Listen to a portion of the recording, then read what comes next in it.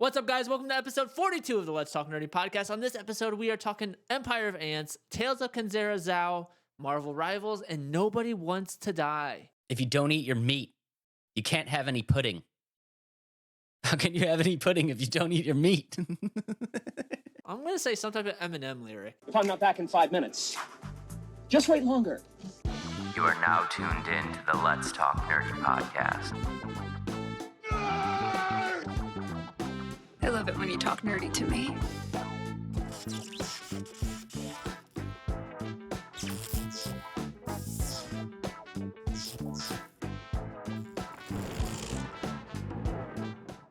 That's how Eminem would say something like that. Okay. I was not expecting you to get that. That is classic rock style, Pink Floyd, Another Brick in the Wall. And that song just came on the other day randomly, and I forgot that they put that line in there, and it makes no sense, and it just makes me laugh. So I decided that we are going to share that with the world, those of you that have not ever heard that song. I have not heard that song, and yeah. I probably never will hear that song after that, hearing that lyric now, because that's quite the bar. Just keep in mind, if you don't eat your meat, you can't have any pudding. Interesting. That's quite the line. But Dave, have you been playing any games? I have been playing games. Regretfully, I have been playing South Park Snow Day. Guys, be on the lookout for the review coming very soon. Adam, your choice. Do you want me to skip past this section and just say wait for the review, or do you want to hear a little bit about the game? Let's get a little teaser of your initial thoughts of the game, Dave. I know you already texted me about it, but let's share it with the audience before they get a little sneak peek. Although the review will probably be out before this episode, but just know Dave is sharing his thoughts before the review goes out. Yeah, so I don't want to be this guy, and I never want to be this guy. I never like this guy, but I just have to say, I don't understand why people were fighting us so much on what this game is going to be, because this game was literally exactly what we thought the game was going to be, and thus it is a steamy pile of dog water. Yeah, and it's funny, a lot of the comments that we have of our preview of the game before, there's like a couple that came back and said, oh my gosh, you were right. Like, there's so many, I think I saw 3 of them. It's like, oh, you were right. This game sucks. And it's funny. And there's some comments in there that are like, oh, it's not that bad. It will be fun. But yeah, so. Yeah, I just, you know what, guys? I'm sorry. I tried to love it. I really tried to love it. I know if you guys listened to the last episode, I jumped in and I was like, I'm going to jump in with a clear mind. I got to, and I love South Park. I have always loved South Park. I love Matt and Trey. I love everything that they do. This one for me, I thought it was going to be something, and it turned out to be exactly the thing that I thought it would be. And it is awful. It's just really awful. And the worst part about it is, like, it's just boring. It's just so it was so boring. Like, I was struggling playing it long enough just to capture enough content to create this review. But I knew what this game was 10 minutes into playing it. I'm like, I don't need to play this game anymore. I know everything about this game. I just need more footage to make the video. You know what I mean? I was like struggling to even get through to make it, like, to get enough footage to make the video. So yeah.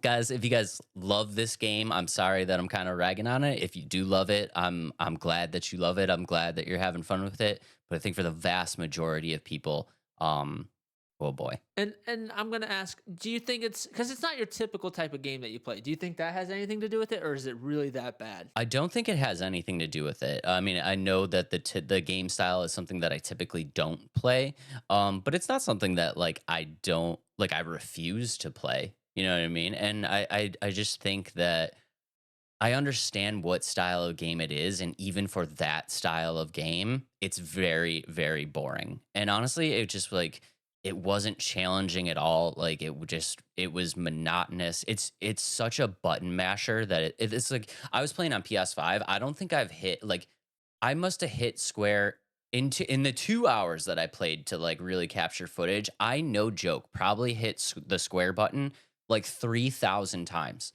It's just, that's all it is just mash square nonstop. And I'm like, My thumb is literally getting tired, and I can't look at this anymore.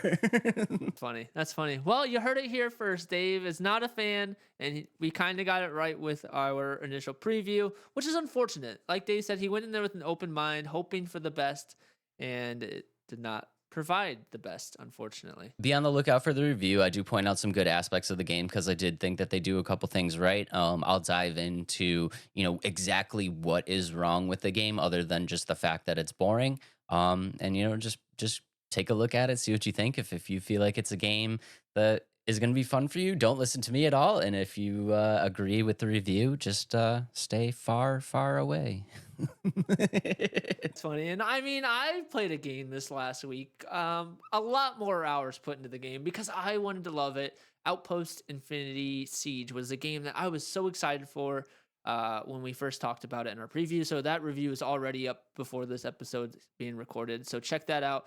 But my thoughts were kind of similar to Dave's in the sense that it got boring. Or for this game, I didn't know what the game was 30 hours into the game. Like, I barely scratched the surface when I was 30 hours into the game. And I was like, okay, but like at this point, I have to read a review 30 hours in. I could see what this game is going to become, but I just wasn't getting there with how much monotony is in that game in terms of scavenging for resources and things like that. But overall, I like the game in terms of like what it can become. If you have time to grind out that game, it will become very fun. And there's a few bugs at the beginning, but the devs are doing a good job of like flipping it in terms of like speeding the process along for a lot of people because it was very slow at first. I felt like I wasn't getting anything done.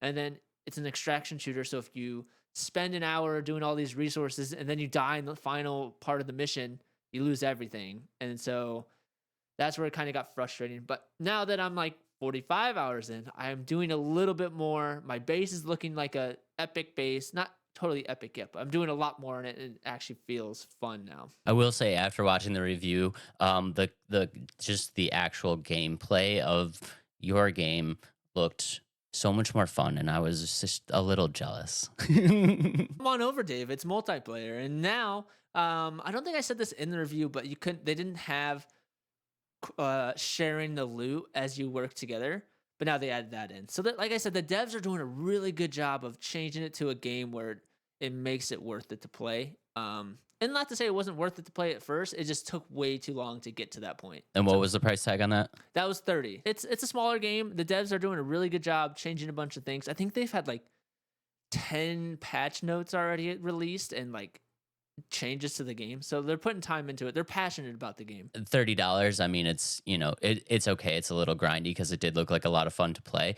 Just for reference, South Park Snow Day is also $30. So if you have $30 to spend, it is very easy to decide which way you should go. We've been playing. I have a few more games in my backlog that I want to get to so bad. And I kind of want to bring this up. We kind of talked about this in a text message earlier this week. There's not enough time in a day for all the things we want to do in terms of gaming, doing family things, working. So I just wish we had like an extra 6 hours per day. My backlog of games that I wanted to play, either for, like to do stuff on here or to like stream, is no joke. And I'm a physical guy, so my stack of games is probably like this big right now. Yeah. No joke, probably have like 15 games just in a stack, just waiting to get played. What are some of your backlog games that you have? If you can name like a few. So I want to replay The Sinking City. I have Cult of Lamb. I'm just looking at it right now. I have a bunch of the like blasphemous games are in there. Wulong Fallen Dynasty is in there. Finished Ghost of Tsushima, which I've never finished. They're just trying to look at it. I got the entire Arkham series like put together. So all 3 of the Arkham games, like ridiculous amount of stuff. Ridiculous amount of games. My games, I have a few simulators that I bought, like Supermarket Sim, Contraband Police, Construction Simulator I just bought. So those are the 3 I really want to get into that. And then on top of that, still playing Kakarot as much as I can. Suicide Squad released their season 1, trying to get into that. I bought Helldivers, haven't launched it yet, haven't even installed it yet. And I just want to play so many of these, and it's so hard because there's only so much time in a day to really put into the game. And that's where it kind of becomes a struggle with And I think every gamer could say the same thing. They have so many games, it's kind of funny. I want to know what are in your backlog. If you guys have anything that is really on the top of your list, but you just haven't gotten to yet. So Yeah, I'm curious to know too. Also, because I will be looking at all of your comments and just deciding which games I'm going to purchase and add to the backlog that I haven't touched. So yeah, that's going to happen. Dude, I still haven't played Forza. I still haven't touched my wheel. oh yeah, because you bought the wheel. That's funny. Because I got a wheel. I got Adam hooked me up with like a recommendation on the steering wheel that he uses for the driving sims and stuff like that. I bought the G29 Logitech wheel with my pad. I got the shifter. I still haven't touched it. I took it out of the box to make sure that it was actually in there, and then I haven't touched it. And now we have 4 more games that we might be adding to our backlog. So let's jump into our first game of Empire of Ants. Dave, take it away, because I know this is a game that you probably have some excitement for, as similar to Squirrel with the Gun last week. Yeah, I actually do have a lot of excitement for this game. Do you have any excitement for this game at all? I'm gonna be honest, I don't. I don't have as much excitement, and I think part of it is because I hate ants. Like I just hate bugs in general, I guess. And then also like, it's I could see why it is enticing to play, but I don't like the way this one looks, to be honest. And not because it looks bad, it's just not intriguing to me. It just looks like so much fun. So yeah, guys, we're talking about Empire of Ants, and I apologize right now because my notes are kind of all over the place for this. But I'm going to try to do my best. So I do apologize. I'm going to be looking at my notes here. And this game is actually based on a novel by Bernard Werber, which I thought was really, really cool. And I actually looked up what the novel was about because I'd never heard of it before. And in the book, there's actually 2 stories that are kind of unfolding. One is like an ant story and one is like a human story, and in the book the human character gets this new house and then goes into the basement of the house and just completely disappears. And then on the other side of things there's like the ant main character, and the ant is like dealing with this war between its colony and another ant species. And I just thought it was just a really interesting concept. So I actually ordered the book just because I want to read it and see like Yeah. how he made these 2 stories like intertwine to actually mean something in one book. But yeah, so the game is actually coming from that book, and I'm assuming that there's going to be no human aspect of the game. This Right. is going to be all ant related, especially from what we've seen from the trailers. Mhm. But yeah, if you take a look at the trailer for this game, it does look really, really cool because I think if you guys are just listening, and again, they're telling you this is actual in-game footage, obviously on Unreal Engine 5, but it looks so good. It's one of those things that they are actually really touting that this is a photorealistic world, and I can see what they mean. And I think it's really, really cool because you are taking on the role of an ant, and it's probably a perspective that you probably haven't really experienced in a game before, being a creature that's small, that's that small. Like we're looking right now and the ant is like crawling through caves, and there's like gigantic ladybugs, and you're crawling up a tree, and like it almost looks like from this perspective, doesn't it? It almost feels like an alien world. Like the ant was climbing up the tree to a butterfly, and the perspective on this butterfly is just like this gigantic creature, and you're like, I've never even really thought of a butterfly like that. And I just Right. ooh, this And then part a gets me. spider. Yeah, there's a spider in here. But I think the game looks really, really cool. Do you think it, like visually, do you think it looks cool? No, visually, I think it's done very well, and I've looked at some of the gameplay. Even in like actual footage of gameplay, you can see that it does it well, even through like you see some of these scenes like, oh, it's not gonna really look that good, but no, the game looks the way this trailer is, and that part I think is really cool. And like you said, the perspective of looking through the world as an ant is insane because you don't think of it that way. Like, I mean, it's almost like you go to a big city and you look at these big skyscrapers and it's like almost overwhelming. That's kind Right. of how it feels as like an ant looking at these trees and all that. So that's pretty Y- cool. Yeah, and I don't think I've ever had a game where I've had that like perspective, like that Mhm. experience to be in a world that is just so overwhelming, and especially as an ant where it's like these things that you're kind of familiar with. I mean, you're familiar with seeing a tree stump, you know what I Right. mean? But like now you're okay, you see this tree stump and it's like it would be like the size of an Empire State Building, and you Yeah. crawl inside the tree stump, and it's like this massive, like volcano-y kind of tower type Yeah. thing. And I think it's really, really cool. And the game itself, from what we know, no, there isn't a ton on this game, gameplay wise, but the basic idea here is this going to be a strategy adventure game, Yep. in which you are taking on the role of one very specific ant. And that ant, as you kind of progress through the game, you're going to kind of ascend the ranks of the ant hierarchy, Mhm. where you kind of start off as like a nobody ant, and then you're working your way up based on the things that you do to like almost becoming the right hand man of the queen, Mhm. which what I would assume would be like the kind of pinnacle of how far you can take this. Mhm. And I think that it's really interesting that the way that you're going to be able to play this game is you're going to have a couple different things that you can do.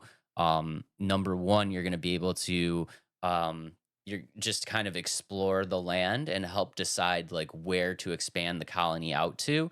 You're also going to be able to help grow the colony. So you're Mhm. taking this colony of ants and trying to grow it to as large as it can possibly be. Yeah, and you do that by overtaking other colonies of ants. So as you defeat them, that colony becomes you, like part of your colony, and you're trying to expand as more and more as you go. So that's pretty cool. And you're gathering resources, of course. So and what the kind of mechanic behind this game is, it feels almost like a command and conquer, because you're playing as this like kind of head honcho ant, but you're controlling this colony of ants and making them do things. So it's going to be the gameplay, I believe, is going to be like you're telling, okay, this this set of ants needs to be harvesting leaves, right? And you're kind of setting them up, or you're in a combat situation where you're trying to take down a different colony of ants, and you're kind of strategically placing your faction of ants around to like wage war. So it's not going to be like a button like you're not going to be an ant and like X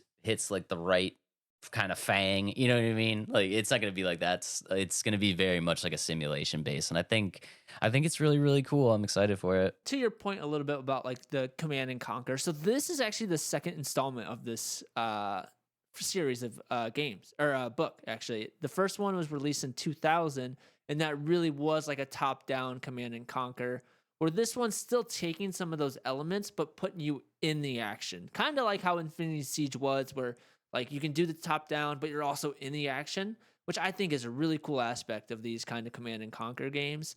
And like you said, you play as the ant commander or whatever, like they have it described as, and you control the ants. And the different types of ants is there's a warrior ant, there's a gunner ant, and then a worker ant. And so those all you can make them do different things to, like you said, collect resources or defend your colony and things like that. So really cool.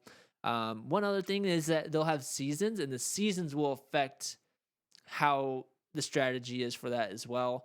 Um, and like I said, I wonder. And then one question I had is, I wonder if there's going to be boss fights, because in the trailer you see him fighting a praying mantis, and I think that's going to be like a boss fight. And like you see the spider at the end, and I wonder if there's going to be like you fight the spider or find a way to get out of the web if some of your ant friends are in a web. Yeah, I mean, that's what I wanted to touch on, is just the spider and seeing the praying mantis and stuff like that.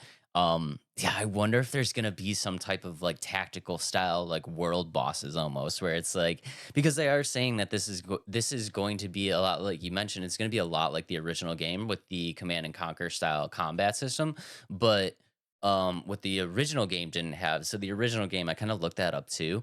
And yeah, that came out in 2000 on PC, and it was really just like you said, a command and conquer style. It was on network. You could play up to 8 players.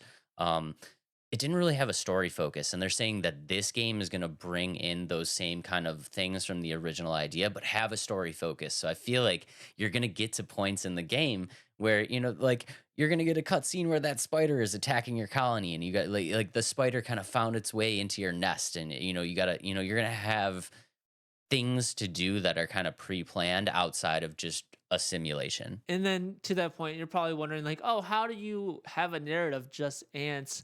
So the ants will talk in its like native tongue or sound, but it'll have dialogue as if you're talking as the ants. So I saw that and I was like, yeah, are these ants going to be just talking as normal? No, it's going to be subtitles of the ants talking. So I thought that was funny. And I thought it was really well done that they did it with like this kind of natural style. You see, if you guys haven't seen yet, if you look at the part where they're kind of talking to each other, it's just like a bunch of like kind of clicking noises that's supposed to kind of represent the way that they naturally communicate with each other. But of course, there's subtitles down there letting you know what's happening. But I thought it was a really, really interesting idea. And it's something that I'm kind of excited about. And I'm definitely excited about the season changes. And I'm glad that you brought that up because for me, it gives the game just a whole new level of kind of replayability, right? So I And would love immersion as well. yeah, immersion too. That's a great point. I would love to see this world in the summer and then come back and just re-explore my colony in the winter and see what things have changed. And like,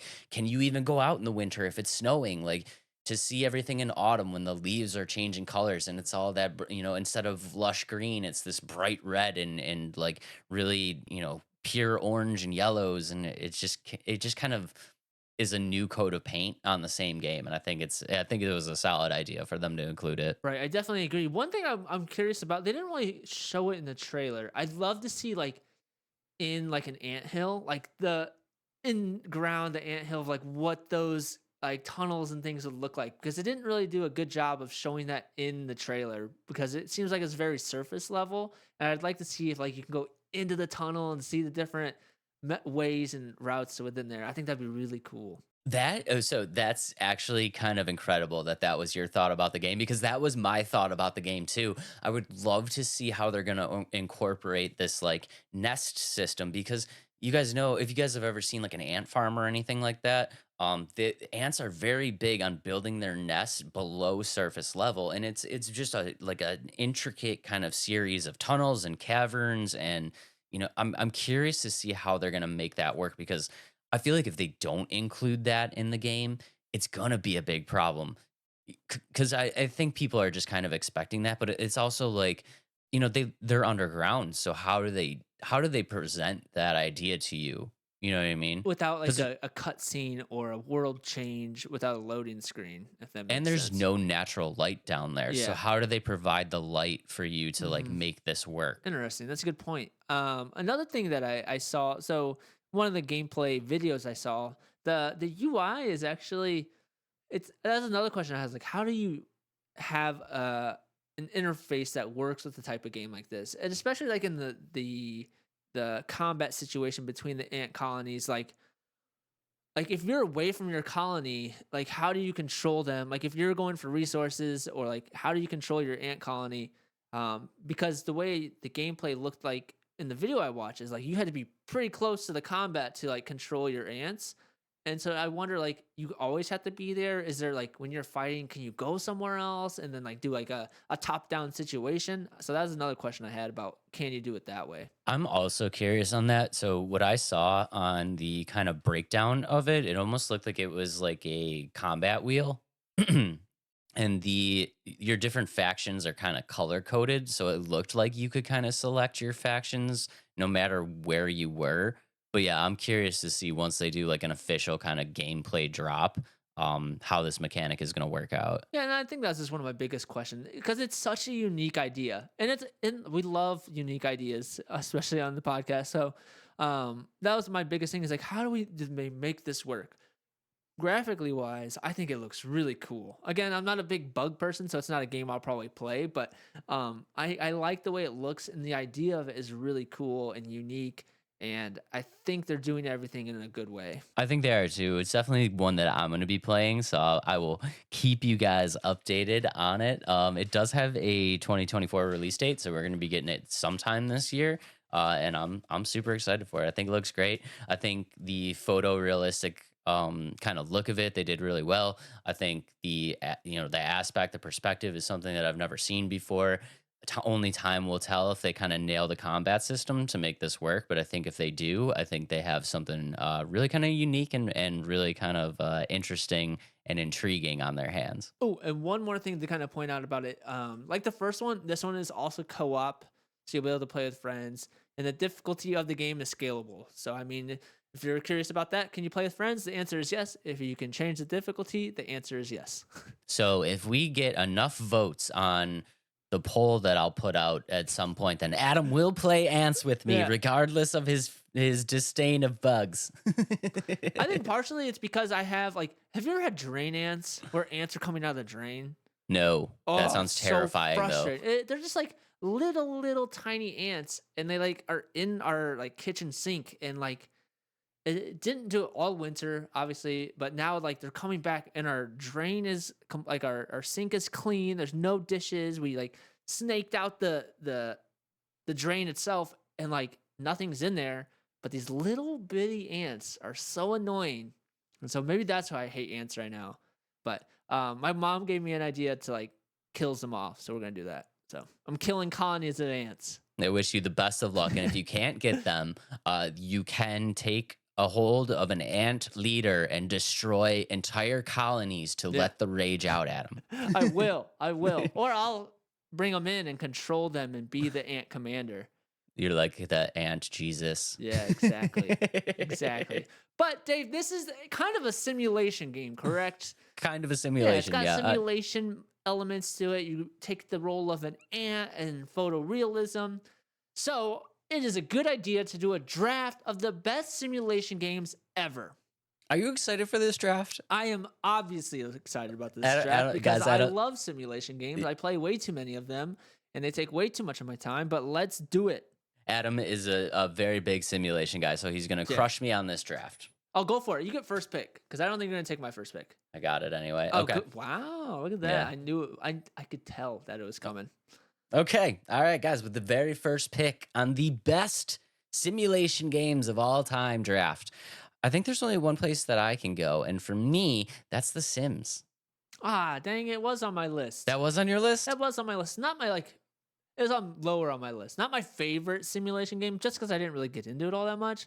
But I always like building the houses. Like I never I've- did the actual story part of the game. I always just build houses and then quit. I really love building my house Yeah. too. It gets a little annoying when you have like a job and stuff. And you're like, nah, I have a job in real life. I kind of just want to like build this living room setup. But yeah, I think it's obviously one of the simulations that kind of like brought simulation into the forefront. So Yeah. it could not be on this list. Okay, I like that pick, Dave. I think you know where I'm gonna go with most of my picks. You've seen me play a lot of these simulation games, but Yep. my first pick is Microsoft Flight Simulator. Well, My that's- first pick is Microsoft Flight Simulator. Go. Yeah, I love that game. It actually taught me how to fly a plane because a lot of the elements in the game are like realistic. Like you get to know what buttons to click, how to do the trim, and the different or order of turning on your engines, like flipping the button and wait till it gets to the right. Like I don't remember anymore, but like the RPM, and you hit engine go 1, engine go 2. It's cool. Flight Simulator is crazy. I Yeah. feel like if you are good at Flight Simulator, you could probably fly a plane. Yeah, I think one of my friends actually, he is in the Navy and he was training to get his flight license, and he used the game to learn how to actually do it.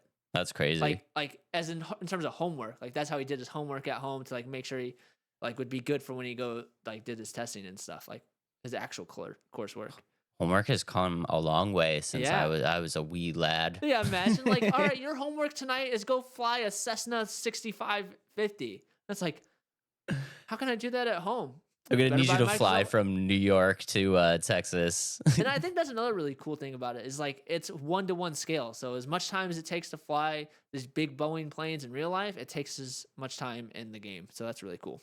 Definitely deserving of the number one pick. Mhm. Okay. All right. Next up on my list with the number 2 pick, I am gonna do a little shout out to Storm. And we are gonna take Stardew Valley. That's a simulator? Yeah, it's I like a guess farm. like Yeah, it's like a farming sim. Okay, I like that pick. It's not a game I've ever played. I just wasn't attracted to that one. It just is like kind of one of them chill games. You Yeah, know, I it's see. like one of those games where it's like, I don't really want to do anything crazy. I'm just gonna like build my garden out and grow some onions. Yeah, I like that one. That's a good one. Okay. My second pick is Farming Simulator. That's a Farming good one. Simulator. I think the newest one is 23 or 24. I love that game. Out of all the games in my Steam account, aside from some other, in Steam right now, the highest played game I have is Farming Simulator 22, and I absolutely love it. It's just one of those chill games. There's not much really like in depth wise aside from just farming, and That's a- it's fun. That's a great one. It definitely deserves to be on the list. I never actually did like true farming though. I was always into forestry. Like I cut down trees and did the limber or the timber, and then I did grapes in 22 as well. I mean, you can't go wrong with grapes. Yeah. They're delicious and you can make wine. Yep, It's just and a that's what I boatload of did. money coming your way. Mm-hmm. Mm-hmm. Okay.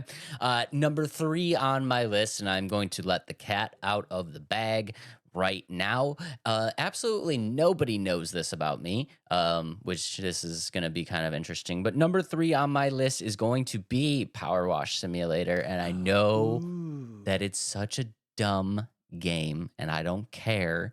I secretly love it. And it kind of just like melts away my stress. It's so like rewarding to just watch stuff get undirty. No, I think you're in line with a lot of people. That game is actually like a love simulator. Like you see Yeah. so many people playing that. I don't think you got to hide that fact. Like I think it's a good one to bring into the open, Dave. That's a good one. I mean, some people to kind of throw some shade on it, and I realize it's probably not very interesting. It wouldn't be like interesting to watch, I don't think. So I No, would never no. like stream it or anything. But Mhm. like when I'm just kind of like stressed out and I just want to chill, like little power wash simulator, I'll clean this tractor. So just watch it Yeah. get clean.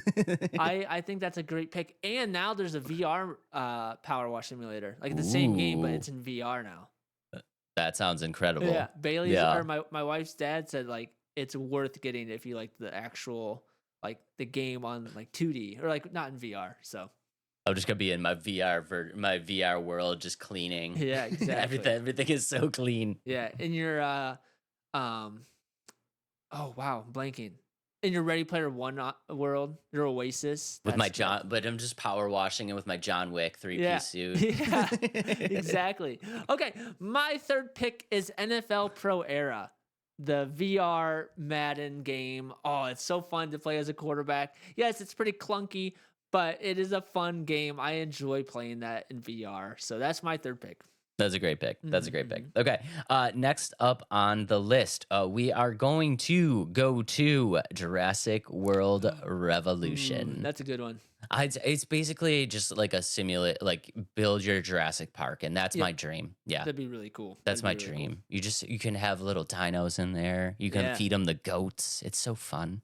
cool. That's a good one. I like that. See, I didn't really pick those kinds of simulator games. I probably should have.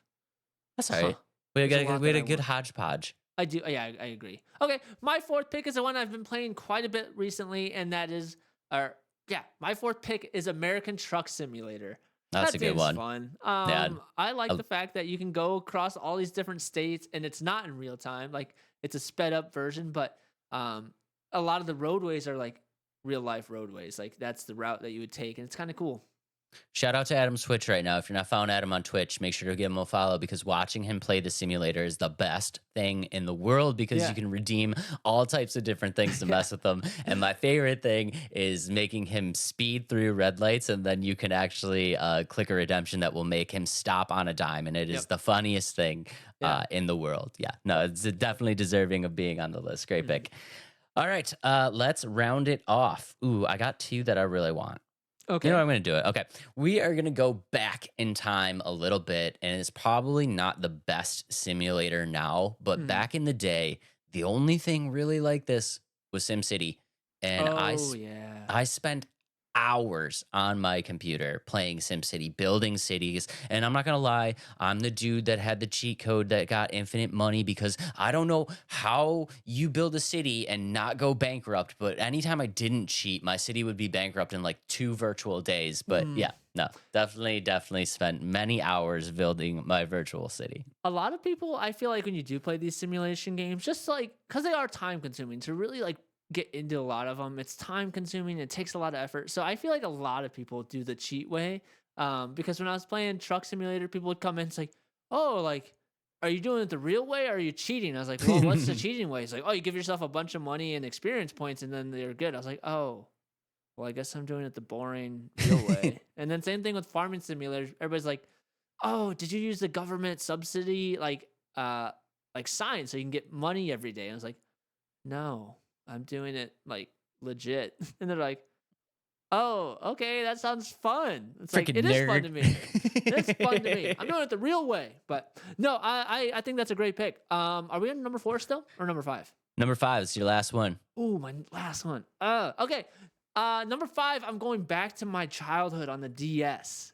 Okay. Yeah, you probably don't know too many DS simulation games, but there is one that had my heart as a kid and many other kids in the back in the day. But my number 5 pick is Nintendogs. Oh my God. Dude, that I like back in forgot the about day, Nintendogs. oh, dude, that was such a fun little like owning my own little Siberian Husky and Great Dane. It's like it's so fun. And like I always did so much research because there's different like variations of the game. I was like, okay, which Nintendogs can I own a Siberian Husky? Which ones can I own the Labs? And like I'd buy different ones that have these dogs. It's so fun. Nintendogs is like the Tamagotchi of the Nintendo DS. Exactly. And I loved it. I loved that game. Those are, that's a great pick. Yeah. It's kind That's a great pick. I was a little kid when I played it, but it was so fun. Yeah, no, that's a great pick. All right, we got some honorable mentions Yeah.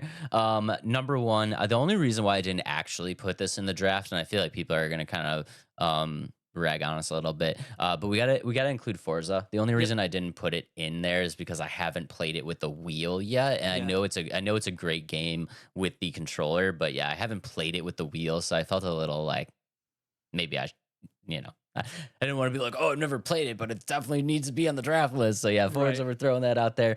Roller Coaster Tycoon. I don't know if you loved Roller Coaster Tycoon, but fun. I loved building a theme park. And we did put Goat Simulator on here just for a little giggles. It's a fun. It's a funny game. I think it deserves to be there and an honorable mention because it's funny.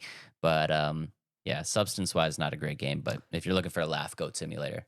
It is a good one to laugh at. I like the third one too. Okay, some honorable mentions for me. 2K Golf, I think, did a really good job. I think the game is well done. So that's a good one. Contraband Police. I know I said I haven't put many hours into it, but it's fun. You're basically border patrol in a Russian country, and you have to make sure nobody bad is coming into the country. And then I just bought Construction Simulator, so I'm excited to start that. There's one more I was thinking of. And Madden is a no, so I'm not putting that on the list. No Madden. Yeah. I think one that was pretty fun is Keep Talking, Nobody Explodes. Is essentially you're a bomb. Yeah, you're a bomb diffuser, but you play with somebody else. So we talked about playing this at one point, Dave. It's like so I could see the bomb, but you can't, and you have to like decipher the bomb. So that was a fun one. Yeah, I was kind of bummed we never played that. That looked like it would be so much fun. Yeah, and then we gotta do that. One that's really like brand new that everybody's loving is Supermarket Simulator. So I bought that. I'm really excited to get into that one. So those are some honorable mentions. And what is that baking game that everybody plays? Baking game? Yeah, you and Bailey are playing it. Where you gotta get the orders out. Oh, Overcooked. Overcooked, yes. Yeah, that's kind of more of like an arcade game, not so much like a simulator game, but kind of a simulation, I guess. I don't know. Yeah.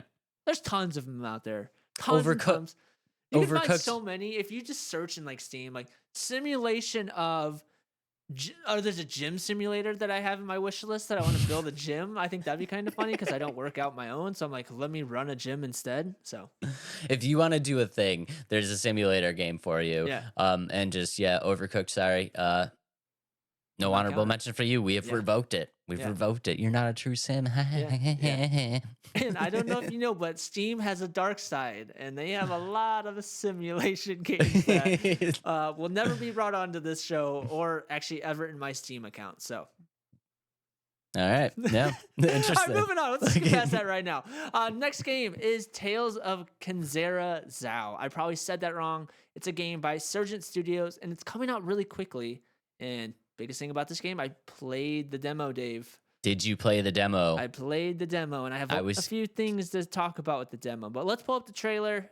Essentially, it's a single-player Metroidvania game. Has a big feel of like the recent Prince of Persia: Lost Crown. The exact vibe that I got. And guys, if you're just listening, the game is beautiful. Mm-hmm. I love the art style of the game. Everything is so bright and so like. I don't want to call it cartoonish. I don't want to, but you know what I'm saying? No, I think it is. It's got a cartoon feel to it. It's like almost like a Pixar animation movie. Yeah. Yeah, no, it's basically that's what it looks like to me. It looks like a 2D puzzle platformer that like Pixar created, but with like a much more adult themed story, which I think Yeah. is really really cool. Yeah. It's and if you're just watching, like he said, there's different platforming, and the weapon that you see there, that's one of the masks. So that one's like a long range weapon, and then there's melee attacks where you can get really close. Where this is where you can kind of see that hitting the enemies. The combos in it, one of the masks felt pretty fast, the other felt really slow, and I'll kind of dive into that a little bit. But yeah, I think it just looks fun. The setting's really cool. The enemies are pretty like unique, if that makes sense. And I think what they're really trying to sell with this game is the story. Like I think that's the biggest thing that they're trying to do. Um, it's inspired by Bantu, like tales, so kind of the African storylines with that kind of stuff. Not like I don't know much about it, but that's kind of what they're talking about. And then this point is showing all the different skill trees you can level up, the trinkets that you get, where just are just different abilities and things like that. And that's like I really like that ultimate there. I don't know if you saw it, like where the flame kind of It's just a cool game. It does look very very well done. And again, guys, if you are just listening, it obviously has one setting, but I think the settings within the settings is one of the things that really intrigued me. It just feels like there's a bunch of different atmospheres here. I mean, Yeah. we're seeing really bright, like lush green kind of areas. Like we're seeing really dark kind of cave like areas. We're seeing like water themed stuff. Like right now, he's fighting this main boss that it looks like you're just on top of like on top of like some type of giant plateau in the Yeah. sky. Like it looks really really interesting, and I think the combat style looks really really clean too. Yeah, and I have some things to say about it because it's not as clean as it looks. And honestly, I don't expect it to be. So this game's only $20, so it's not even that like big of a production for the game. But it's made by Surgeon Studios, who is based off like the creator of the Surgeon Studio. The game is based off of his personal experiences dealing with like grief and trying to overcome that. And it's I'm not gonna say his name because I'm gonna butcher it, but I'll try. Abu Ababakar. I feel like you nailed it. Probably did not, but Mr. Salem. Mr. Salem that's his last name. There you go. But essentially, yeah. So it's showing his experience in this kind of setting, the way you kind of deal with that kind of things, like things that happen in your life. And the whole story is you're playing as Zhao and you're trying to bring your father back who died of illness, and you're a shaman, and you get this god of death to agree to do it if you help him in a way. So that's kind of the basic story of the game. The story looks really interesting. I mean, and again, we're talking about it. It's a puzzle platformer. You know what I mean? It doesn't need to have a ridiculously great story. And I feel like for $20, they probably went above and beyond what they really needed to do for a game like this. So I'm excited to hear the story because the story sounds interesting and it sounds great.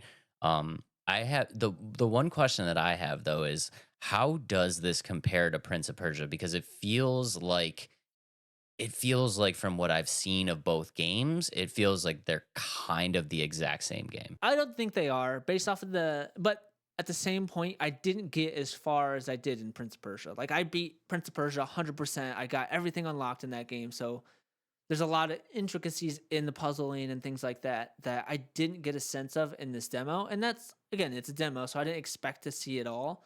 I felt like the combat in Prince of Persia flowed a lot better than this game. I felt like the combat and what I've seen so far is a little bit slower, a little bit more meticulous, I think, in terms of like how that all works. But you see in the skill tree, like this, each mask has its own skill tree, and I think that's going to increase that, kind of how Prince of Persia did. It's like you start off kind of basic and boring, and then you like really ramp it up, and I think that's going to be very similar. So, but from the moment I started Prince of Persia, I felt kind of had some speed and fluidity to it, whereas this one I don't think it has it right from the beginning. And I think that's just different budgets too. Prince of Persia probably has a higher budget in terms of like what they can put into a game. 100% Prince Yeah. of Persia is going to have a higher budget. Um, I mean, the combat, and don't get me wrong, guys, the combat system didn't look bad to me. No, it's definitely not bad. I don't want to make it seem like it's bad. It just doesn't feel as fluid as Prince of Persia: Lost Crown did. Yeah, that's kind of what I was getting at. It looks a lot like Prince of Persia, just like almost there. Yeah. It's almost Prince of Persia. And I think it's gonna be a game if you like Metroidvanias and you really liked Lost Crown and you're looking for something like this is gonna be a game to play. Like I don't think it's gonna be a game like oh it's not Prince of Persia, it's not the same exact thing. Like I'm not gonna play it. I don't think that's the case. I think it's a game if you like Metroidvanias and you like games like this, then it's gonna be a game for you. Yeah, and I honestly think that this game is probably going to be something kind of special. I think people are going to latch on to this game because this style of game, and we've seen it in the past, has been um, very, very popular. These kind of like lower budget indie 2D puzzle platformers have become very, very popular. And I think it's a game that people are going to latch on to, especially at the $20 price point. It's going to be accessible to so many people. And I think it's going to actually do really, really well. My big, big question, though, is how is the traversal system? Because in a game like this, in a 2D puzzle platformer, especially when you're kind of like expected to make these kind of ridiculous jumps and, you have these, really difficult obstacles, if the fluid I can deal with the fluidity not being there 100% in the combat system, but if the fluidity in the traversal isn't there, that's where it kind of starts to get like a little annoying for me. From like some of the traversing through like the puzzle spots, I didn't find that it was bad. Like I felt like if I mess up, it was my fault. Like that's kind of what you want to see in a game. It's like, oh, it wasn't the game's fault. Like and you always talk about this. I just felt like it wasn't the game's fault when I died or hit something I wasn't supposed to. It was my own fault, and I think that it's really well done so far. And then you kind of see in the trailer, the more you get, the more traversal that you see in the game, and I think that's pretty cool. So I don't think it's bad. That was my number one question is I just wanted to make sure the traversal was good. I mean, I do say it all the time. I want to make sure that like if I'm playing a game, I don't get frustrated if I'm playing a game and I mess up and I feel like it's my fault. I only get frustrated if I mess up and I feel like it's the game's fault. So yeah, I'm excited that they kind of nailed the traversal. I in my demo experience though, I didn't get to face any bosses, so I don't know how any of that is yet. And I was kind of disappointed. Like a lot of demos, you do it, you come across the first big boss, you attack them or you beat them, and then it's over. No, I got through like 30 minutes. And it's like, thanks for playing. It's like, what? Oh, they didn't even include a boss battle in Yeah, the like demo. I didn't see how the boss battle was gonna be or anything like that. And I don't think in my 30 minutes of playing, I don't think like I think it was just the first mission. I don't think it was like anywhere close to the first boss battle either.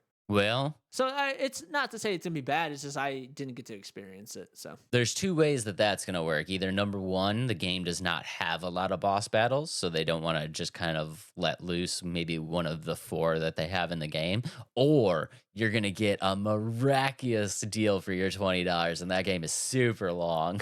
so we'll see. It has 4 acts, so I don't know if that means like how long it is or anything like that. But the game will have 4 acts in it. A couple other things that I really liked about the game. The voice acting wasn't pretty like bad. I actually enjoyed the voice acting. And it's a smaller game. You wouldn't expect to have this much like heart and like effort put into this kind of stuff. And I think they did have some good effort put into the game. So And what was the deal with the masks? I know you're talking about the masks. So how does that work? the mask, so you have 2 masks. One's the sun and one's the moon, and so they have different abilities. The moon, you kind of have this ability where it's more like long range. It shoots like little darts, and then your heavy attack, which is a melee up close. And then the sun is like a fiery, and it's up close and personal. And so even like your light attack, it's all up close and personal. There's no range attack with that. And then ultimate wise, like the moon ultimate is like horizontal, and then the sun is vertical. So there's 2 different ways like that. I found that the moon ultimate was much more better, like easier to use than the vertical one. So How do they build? Like, how are you building the ultimate? Is it like you get a set number of ultimates per run, or like you're building up like a meter to get the? yeah, you build up the meter. So as you're fighting them, you build up a meter, and you can use that meter to 1 heal yourself or 2 use it as an ultimate. But if you use it as an ultimate, you completely like not waste, like the meter goes to 0 and you just start fighting people again. You have a choice to heal or use the ultimate. I love that. I love that idea. It's pretty cool. And I bet the more you upgrade your character, like the more bars you'll get to like decide on how you're going to use it. Trinket wise, there's different things that kind of help buff and stuff like that. Each mask has different skill trees, and so like every time you get an experience point, you can either put it in the moon side or the sun side. And I didn't really notice too much because I only got to upgrade them both once, so it really didn't give me a good grasp of what that's going to turn into. And I think the more you look at the trailers, that's where you can see your character going to get to. I think it looks great. I think it looks really, really fun, and especially for $20. Do you know the name of the developer? It is Surgent Studios, and it's releasing April 23rd. Another small dev. Another small dev, but it's being published by EA. Oh, nice. Yeah, I think he worked in a lot. He was in Assassin's Creed games as a voice actor, like the creator. So like he's got like a back on him. You know what I mean? Like he has a backing behind him, I think. He's got an in. He's got a foot in Yeah, the door exactly. already. He's got an in. We need an in. We need an in. Yeah, we need an in. Any small devs out there, we need an in. Just throwing it out there. But yeah, it should be really, really fun. It looks great. $20 price tag. And again, guys, if you guys are just listening and you didn't have a chance to see the trailer, take a look at the trailer. It really is beautiful. It's a great game. You know what it reminds me of? It reminds me a lot of like how we did Under the Rock. Do you remember Under the Rock? Yeah, like that type of, very, very bright, like Pixar-y, like kind of like a Kenna or something like that. It's just such a great world to look at. And I'm excited for the game. I'm going to grab it. I'm definitely going to play it. Thumbs up for me. Thumbs up for me too. But Perfect. Adam, do you think that this game is going to be one of the best platformers of all time? It's going to be up there, I think. I think it's going to be severely underrated at Let's first, go. and then people are going to find it as like a hidden gem. So I think this would be a great platforming puzzle game. I do think it's going to be another hidden gem. Yeah, that's throw it on the radar, guys. Throw it on the radar. But we decided that since this game has not come out yet and we cannot put it on the list yet, right. we are going to do a draft of the greatest platforming video games of all time. Boom. Boom. Do you think we're going to have the same picks? I don't think so. You're going to get your first pick. Woohoo! Okay, my first pick of the draft is Crash Bandicoot. Let's go. I love Crash Bandicoot. Out of all those games back in the day, Crash Bandicoot was the one I loved the most as a platforming game. I still remember the mask. Sometimes sometimes I just see that. We did the guess the mask. So it's like, and you pick the Crash Bandicoot. It's like, oh man, that's a blast from the past. That's a great one. That's a great pick. Okay. Guys, with my very first pick, I think there's only one place that we can go. And a game just like this that was super indie, came out of nowhere. People absolutely love it, myself included. And we are going to go with Hollow Knight.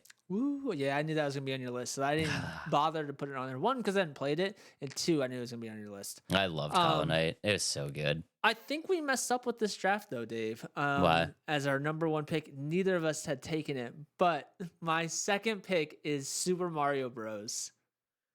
That probably should have been our number one pick, and we're probably going to get some slack for it not being, but it is on my list now as my number 2.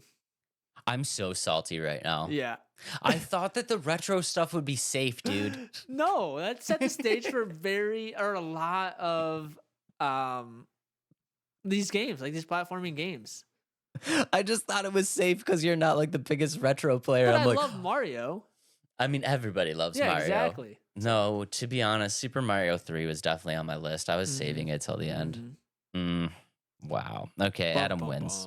Bom, bom, bom. Okay, with my number 2 pick, not that it even matters anymore because Adam wins, but I am going to go with another game that kind of came out of nowhere, another indie studio that people absolutely love, myself included, and we are going to go with Ori and the Blind Forest. Okay, I like it. I love Dave. Ori. I love Ori is Hollow Knight, but like happy. Beautiful. Yeah, beautiful and happy. Yeah, Okay. the color scheme in Ori and just the combat system and the flow and like such a great story. It's great. I think you're gonna be disappointed in my third pick too, Dave. Okay, do it. My third pick is Sonic the Hedgehog. Let's go. I'm Adam is doing surprised. all of my retro picks. I don't know why they're not early on your list, Dave. Those are the games that set the stage for a lot of these platforming games. Because I thought that they would be safe. No, they're not safe. We switch roles right now. This is We kind of did. fun. I'm picking We all did. the new Yeah, you games. are. You're picking all this like stuff Yeah. from 1992. This is great. This is a great Perfect. draft.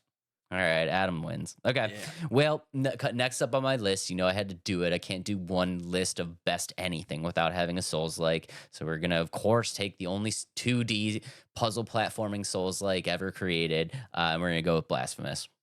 Oh, okay. It's great. Yeah. You should try that. You might That was actually one like that. popped up on my list to try. I might have to. It's great. It's a great. Okay. It's great. It's Souls like, but it's still a 2D puzzle platformer, so it can't get super crazy. Okay, I like that one. It's Okay. tough, but it's Yeah. not. It's not like It's not Dark Souls 3. It's tough. not. It's not Dark Souls 3 tough. Okay, are we on our fourth pick? Fourth pick. Yep. Ooh, okay. Now I got some good ones here. All right, I'm just whatever. I'm gonna kind of go with the theme that I've been going with. My fourth pick is Spyro. I love the little purple dragon. What is happening right I now? love Spyro. That was one of my favorite games growing up. But yeah, another great platformer, retro. And Dave, I'm taking all your retroness today. All the retroness is just This getting. is not normally what I do. No, this is incredible, guys. Mark it down on the calendar. The day that Adam just destroyed my retro draft. Mhm. That's a great pick, though. It definitely deserves to be on the list. And I just love running around collecting those little gems. Yeah, he's such a cute little Yeah, dragon too. That's fun, and you can do like the little flying jump. That's Yeah. a great pick. That should be on the Yeah, list. Okay, all right. Number 4, we're gonna go to a game that has a cult following. Definitely has a cult following. Not quite as big as the other ones, Hollow Knight and Ori. But I Ooh, can I say what it is for you? Go ahead. Okay, Dave's fifth pick is Cuphead. That's my 4th pick. You already said Cuphead? No, we're Oh, on we're 4. on fourth. Dave's fourth pick is Cuphead. Dave's 4th pick is Cuphead. Woohoo! I knew that was gonna be on your list. Yeah, I had so much fun with Cuphead. It was so great. Yeah. It's a That's great a good one. game. That is That's a a great great game. If you guys love just like a puzzle platformer that's like kind of a shooter type, like a throwback to like old school, like just like shooters. You know what I Mhm, mean? mhm. It's such a great Yeah, it's game. a thumbstick shooter, right? Like, Thumbstick shooter. Yeah. Yeah. Yeah. That's really cool. I did like that game. It I was could tell so how fun. infuriating that game could be, so I'm never gonna play it. So Oh, you should totally play it, dude. nope, not You happening. totally should. Nope. You love shooters though. I know, but I don't like infuriating dying over and over and over and over. And that game, like I feel like Dark Souls makes you die a lot, but looking at you play that game, that was worse. I But felt like you the best died part- so many more times. I died so many times, but the best part about that game is it's kind of like an early kind of style of game where the deaths don't even matter. You know what I mean? Like I you know, die but and you just still. load right back into it. You know, like with like Dark Souls and stuff like that, you have to run back to the boss, and there's like a lot of downtime in between. It's just time after it just loads you right back in, and Yeah, you I just don't like you go. that. Oh, okay. All I right. don't like that. It just Alright. looked too infuriating for me. But I knew it was gonna be on your list. I knew that one for sure was gonna be on your list. Great call. Great call. Yeah. Okay. My fifth pick is a new game, and we just talked about it in this. So my fifth pick is Prince of Persia: Lost Crown. I love that game. That's a That's game a that great game. like actually got me excited. And Dave brought it to my attention. He's like, "Oh, let's talk about Prince of Persia: Lost Crown." I was like, all right. Like I don't know much about Prince of Persia. We talked about it, got really excited, bought it, beat it, and I love it. It's a great pick. Mm-hmm. Watching you play it was sick. Yeah, That I like final the boss was- battles. The final boss was badass. Yeah, That was cool. yeah. Yeah. Even like the mid-level boss or like the mid-story bosses were fun and tough. Oh yeah, all the Yeah. bosses. Yeah. I just remember, spoiler alert, if you never played that game before, I just remember watching Adam play it, and I was like, there's going to be a next phase, right? And he's like, I know. Yeah, that's when you knew I was finally getting to be like a Souls-like player a little bit. It was just so annoying. Even like after he got through the first phase, he would rewind time and give him his health back. Oh, Yeah.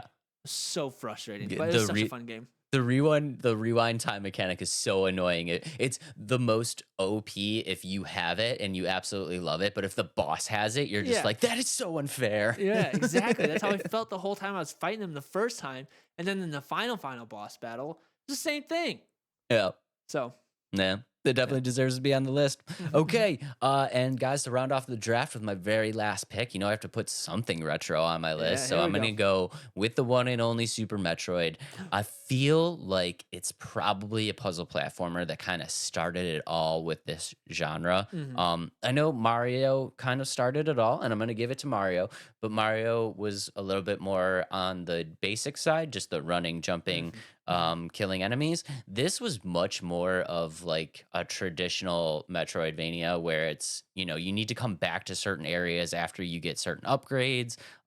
Things are hidden, you know what I mean? Like, I feel like it was kind of the earliest game to Hmm. really start this idea of you needing to come back to places when you Right. have new abilities and stuff like that. So had to put it on the list. That's a good pick. I like that, Dave. Thank you. Overall, I think there's so many great ones out there. Some honorable mentions that I have here is Little Big Planet, Great one. Pac-Man World, Another great one. and then I also have Jet Set Radio. So it's like considered a platformer. I didn't really get a sense of how it's a platformer, but that was on a list that I saw out there. I love that game, but I didn't feel like it deserved to be high on this list. Maybe they're taking like the grind Maybe. aspects of like as like a platforming style. Maybe. Yeah. I don't know. And then I also think there's one more I was thinking of that was really fun, but I can't really think of it. So that's all I got for now. Honorable mentions for me. We got some Mega Man X. Loves me some Mega Man X, Ninja Gaiden, and of course we have to throw out the one and only Contra. Ooh, good Contra's one, Dave. great. Good one. Yeah, let us know in the comments below which games are your best platforming games ever, because there are some great ones we definitely missed. So we'd love to hear what you got, and let us know who won as well. We haven't done that in a while. Nobody's You in the won. comments. Nobody's in the comments saying Dave sucks on this draft or Adam's such a loser with these picks. We're But getting better. Maybe we're finally Yeah. just getting to the point where we're picking 10 good things. yeah, I mean, I think there's been a couple, but otherwise, I think, yeah, let us know who's winning these drafts.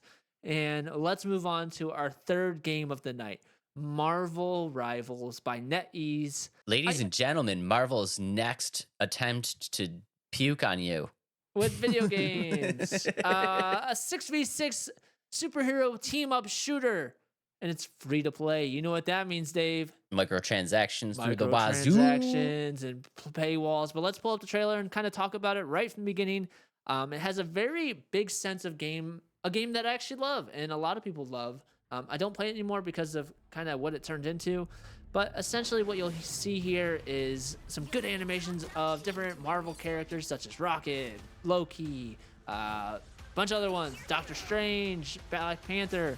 And so right off the bat, the visuals of the game, like, do you agree, like, the character design's really cool and, like, the animations that they have is pretty cool? I think that the animations are really cool, and I think the character design is really cool. So, guys, if you're just listening, what we're looking at is it's kind of hard to explain. I feel like the world is very much like a like what you would typically expect from like a 6v6, like any type of like an Overwatch. It's got a big Overwatch feel to it. You can kind of see you're playing as Spider-Man, and there's different point captures that you have to do. So it's got an Overwatch feel, and that's the game it kind of a lot of people are comparing it to. Yeah, but I feel like the characters have more of like a Fortnite vibe. Yeah, they kind of do. I think they have more of like a hand-drawn vibe. You know Yeah, what I mean? it's like a hand, like more of a Fortnite kind of cartoony hand-drawn kind of vibe, and they're interacting in this world that's very much like an overworld, or like an Overwatch world where it's, I think it's kind of a cool mix. I really do. I mean, outside of that though, I don't really have anything to kind of this is another Marvel game to me that just kind of feels like business as usual. Like I feel like I'm watching Overwatch 3 with, like, if you were to tell me that this is just gonna be an Overwatch like DLC with Marvel characters, I'd be like, yeah, that's cool. yeah, cool. Yeah, and I kind of see that. I just think that this game, and the more I watched it, so when I first saw it, I was like, okay, this is really lame. Like, I don't think that it's going to be stuck behind a paywall, and I think it's going to be. Like, don't get me wrong. But the more I watched it and kind of dove into it a little bit, the more excited I got about this game. And I know that might be, like, shocking because we've kind of been bashing Marvel so much right now, just kind of with everything they're coming out with. But there's a lot of things that I don't think is going to be good about this game. And kind of watching it, Dave, I know you've never played Overwatch, but you've seen me play it and a couple of our friends play it. Overwatch is first person, which that's one of the big differences between the two. Like this is first, third person, that's first person. But I felt like Overwatch, like the fluidity of the game was so much better than what this looks like. Would you agree? I mean, it does, and I think we see this a lot with Marvel. It does feel clunky, just watching it. But I think that's kind of, again, that's kind of business as usual. You know what I mean? Like they're more concerned about quantity over quality, and that's always the problem with Marvel. And I think it shows here, especially looking at that trailer. To that point, like I'm gonna play it because it's a Marvel game and it's free to play, and I do that with these kinds of games, and I love Marvel. Like, and I know we like kind of been bashing it recently, but I love everything Marvel in terms of like the characters and things like that. But with this, like, and I don't want to bash it too much because I am gonna play it. I'm going in there excited to play it and try it, but I just think that the game doesn't have its own identity right now. Like this is like you said, it's an Overwatch reskin with less fundamentally sound aspects. Like you look at the game, when I first saw this, I thought this was going to be a phone game. Like I thought it was going to be a game on your phone. When I first saw it, I was like the way the animations are and the way you fight the different enemies, like I was like, this is like looks like it's going to be a game I get to play on my phone. That's pretty cool. Like I'm excited to play this kind of game on my phone. Like you don't see that. But when I found that it's not, I was like, this looks like it could be fun as long as they make it look or like more fluid and better animations. And I'm not getting that right now. And I think it's pretty early on in development because they're asking for alpha playtesters. Like it's along in development, but like I think it's got some time before it actually releases. So I don't know. It's hard for me to say anything other than just business as usual. I think that this game is going to be a game that's going to obviously garner some attention, especially because it's free to play and it's Marvel. It's free to play, it's Marvel.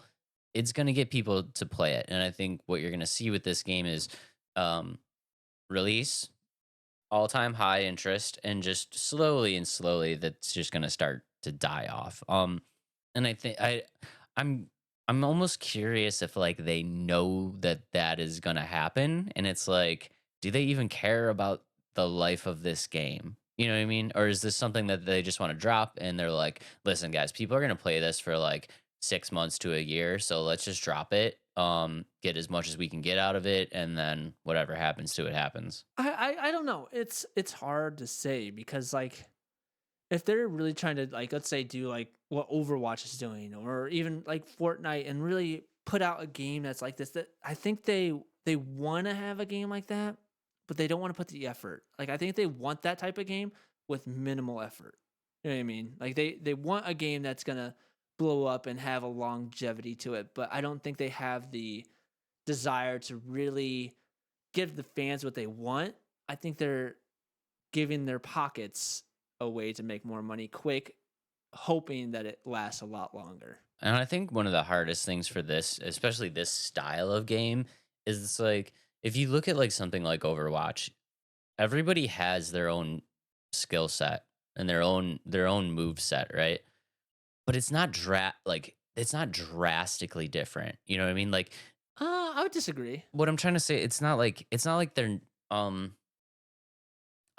a this is I'm trying to think of a good way to say this. From a mechanic standpoint in a video game, it's not like drastically different of how these things work. Like my whole thing is like, okay, you have this entire collection of superheroes that have such a wide range of abilities. It's like, how are you going to put all of these abilities into one game and make it work? I Like Doctor Strange is just gonna what, suck you out into a different multiverse, while like Bruce Banner just kind of like throws piles of this, like throws cars at you, while like Storm kind of whips in through a tornado, well, like, like I feel like it's gonna be a lot. I would say like in Overwatch, a lot of the characters' mechanics are all over the place. A lot of different characters have different mechanics, and it's funny that you bring that up. So a lot of people have been comparing like each of these characters to specific characters in Overwatch, and so kind of like say that. So the Hulk is kind of like Diva. So the Hulk when he goes into Hulk form, that's his main form. but once he loses all his life, and I know you don't know all these characters all that well, but Diva, she has a mech, she dies, she's out of the mech, and she gets a little pistol. So like you see in the first like cutscene of the Hulk coming, like going from Bruce to the Hulk, like he has a little like ammo gauge at the bottom right. So I think that's when he's out of Hulk mode, and then he brings it back into. So that's like So Diva. Bruce Banner's just gonna be running around with a pistol. Yeah, as he gets hurt, which I think is kind of funny. You know what I mean? Oh no. And then like looking at his attacks, like you see him have a clap attack in that trailer, or I think he's gonna have a way to buff different teammates. Like he shoots like this, he throws this like gamma at Iron Man. You see that Iron Man's like blast gets really big, and then I think he's gonna be a more melee character where he gets up and close and personal.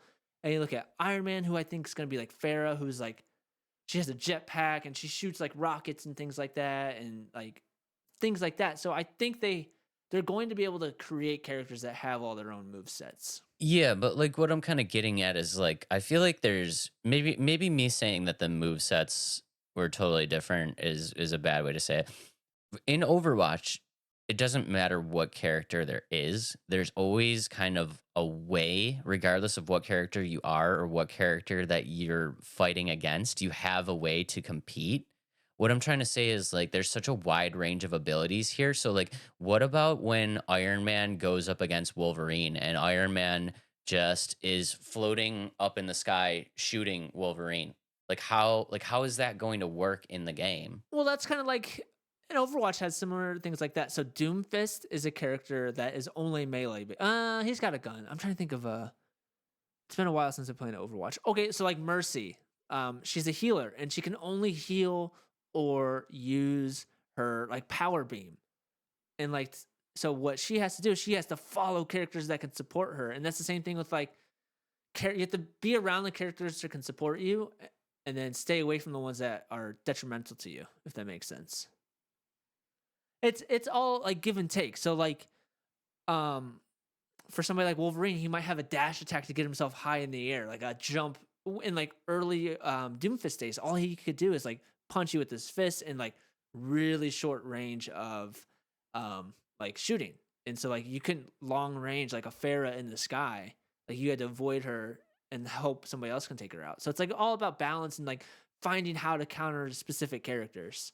I'm curious to see how it's gonna work out because it just feels like there's gonna be a plethora of ability. Like if they do it right, there's a plethora of abilities that are gonna be in this game, and if they do it wrong, they're not going to have that plethora of abilities in the game, which is gonna make all of these characters feel underpowered from their true selves. It kind of comes with the game. Like you can't have any character be super overpowered, if that makes sense. Like you can't bring Magneto into it and like just rip up the floor in the world because Right. like, it's overpowered. So I think it's gonna have to have some type of balance. Like, and like it's hard to say what it's gonna look like because we've only seen a quick glimpse of the game. But idea wise, I think the game is such a cool idea. I've been talking about this for a little bit because I would really love to see a platform fighter, like a Mortal Kombat of like X-Men characters. That would be cool. Wouldn't that be so insane? Yeah, that'd be But sick. I like the idea of bringing characters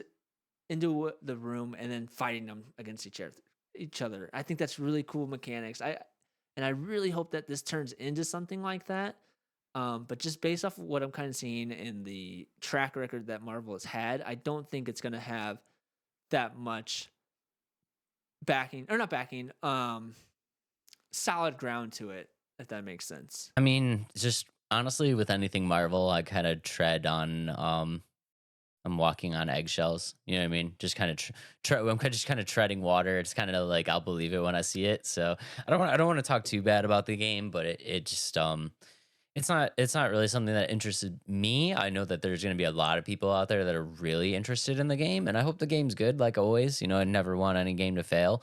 I'll be curious to see how this goes. It's either going to go one or two ways. It's going to be, it's going to start off super hot, and it's either just going to tank, kind of like Avengers, and nobody's going to play it anymore, or you know, people will really dig it and buy into it, and you know, it'll be a Fortnite situation. And then to go over all the characters confirmed and a couple of them leaked, There's about 20 right now. Spider-Man, the Hulk, Iron Man, Groot, Rocket, Doctor Strange, Magic, Penny Parker, Loki, Namor, Black Panther, Luna Snow, Mantis, Punisher. I think Punisher is a leaked character. Magneto also leaked.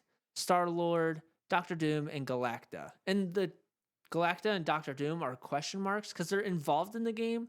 It's just a matter of if they'll end up being playable characters. And I believe we did see Storm in the trailer. A lot of these characters are really cool, but I feel like they're missing some like big ticket characters in this game.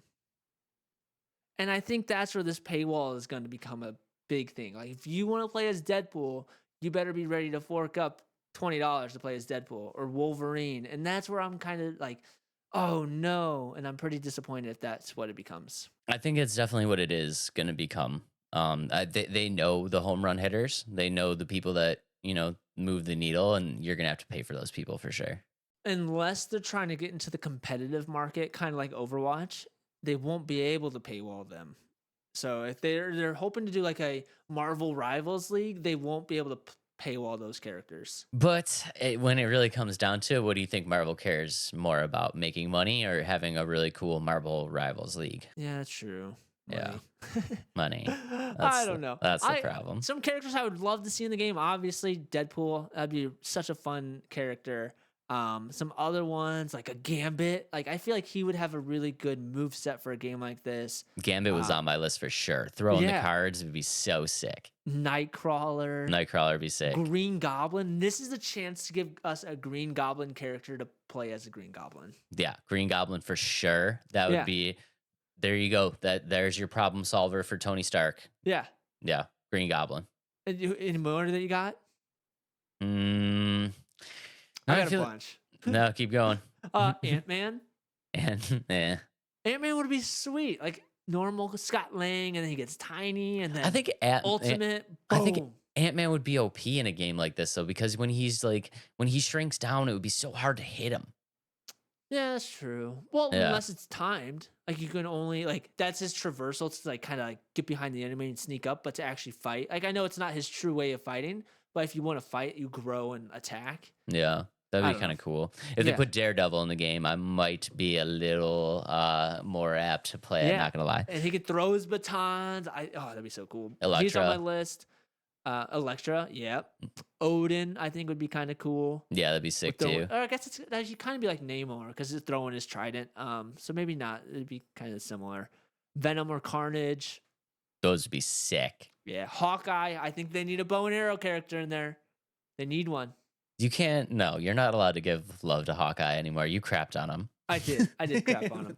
But like I said, overall, I think I'm excited because I'm looking for a game where I can combine different Marvel characters and fight them. And that's so cool to me. Like I want to have that kind of game.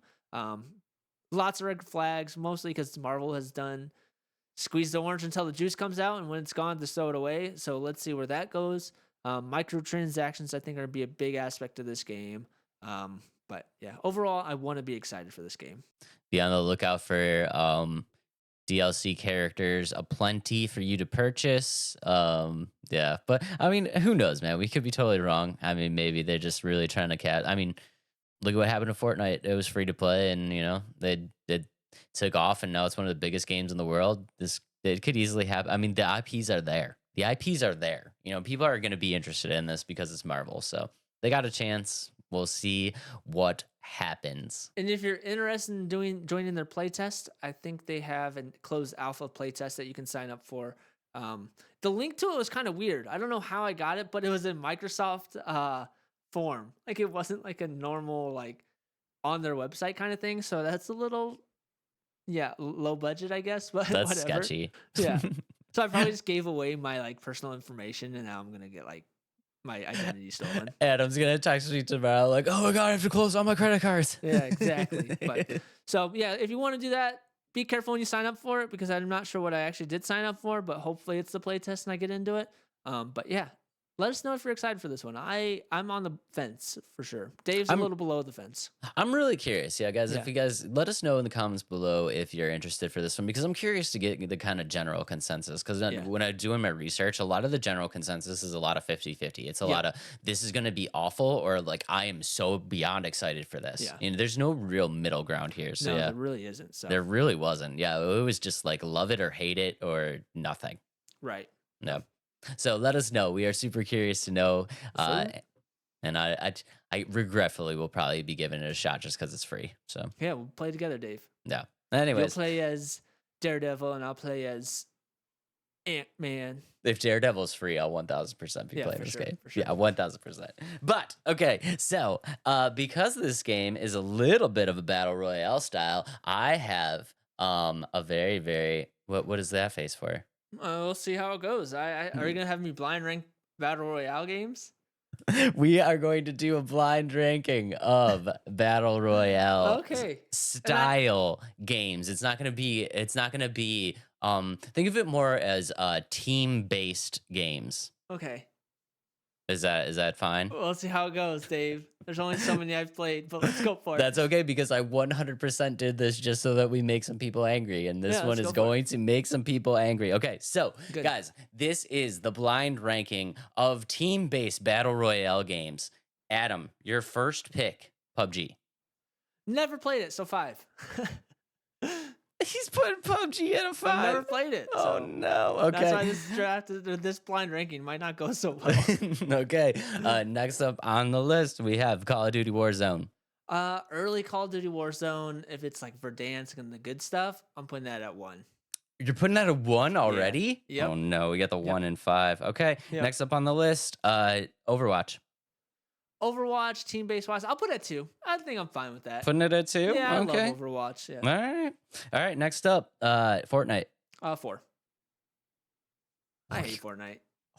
Oh my god. I don't hate it. It's just I never got good at it, and I don't like it. Never mind. I don't like it. I hate it. This is gonna do so. We're gonna get Yeah. so many comments. I love Yeah. this. I love this so much. Okay, Adam's third pick is going to be Apex Legends. Yeah, that one sucks too. Can I put the last 3 at 5? Like all 3 of those at 5? They all suck. Okay. All Yeah. battle So royale Adam's games blind suck. ranking is Call of Duty Warzone number 1, number 2 Overwatch, and then everything else 5. 5. Yeah. And that's early Warzone. If I were to jump into Warzone today, 5. At what I'm so excited for this to go out. We're Yeah. gonna put out this short immediately. Every battle royale game is a 5. 5 out of 5 bad. He's so salty, guys. No, I'm not salty. It's just I don't know. They're not very. Fortnite did it great first. Like they set the stage, and now everything like is just they're trying too hard. And I know a lot of people love Apex, but Call of Duty ruined it with all their collabs and trying to make it the next revolution. No, it's bad now. Overwatch isn't even battle royale, so that's gonna be number 1. Don't get me started, Dave. He's battle so royale angry. games suck. He's so angry. Maybe because I suck at them too. So I mean, you know where I stand on this Yeah. subject. yeah. Yeah, that All right, let's move on before we get I'll- more people mad. yeah, we're gonna get so many people mad. All right, Dave. The last game. I know you're excited about this one. I already know you're excited about this one. Nobody Wants to Die. So excited about this game, guys. We are talking about Nobody Wants to Die. And I'm gonna be honest. I did not find a lot about this game. Did you find a lot about this game? I have quite a bit of notes. I don't know if it's anything like hard evidence or anything like that. But one thing I want to say about it is before we get into it, what was I gonna say? Oh yeah. When I was looking it up, when I searched "Nobody Wants to Die" in my YouTube search bar, Yeah. I got a "Do you need help?" like notice. It's like I said, no, I'm just searching a game. I promise. Let me pull up the game. So Nobody Wants to Die. We'll pull up some, making sure you're okay. So if you're not okay, get your help you need. But just YouTube might do that. My YouTube might do that. Yeah, I did all of my searches that Nobody Wants to Die, the game. Yeah, I didn't But do that part. I just said let's- Nobody Wants to Die. And then YouTube's like, "Are you okay?" I mean, at least YouTube cares about us, guys. There's a company you can stand behind. But yeah, I am super excited about this game. So this game is going to be put out by Critical Game Hits. It's going to be their very first game, I believe. I looked that up. I didn't see that it's not. I think it's going to be their very first title. And just from the general aspect of the game, you are going to be controlling the character Agent James Kara, and the whole goal of this game is that you are a detective hunting a serial killer who is targeting like the New York City elites, and I think it's really cool. So if you check out the trailer that we're looking at, one of the things that I absolutely love about this game, and Adam knows that I love this, is this game is set in 2329 in a Yep. dystopian version of New York City, and I absolutely love that. Like I'm getting Blade Runner vibes. Like they're like the flying cars and like the just the neon, like the dark neon vibe. Like it's so sick. And then what we're looking at right now, so this was kind of confusing to me a little bit of what's happening in this trailer.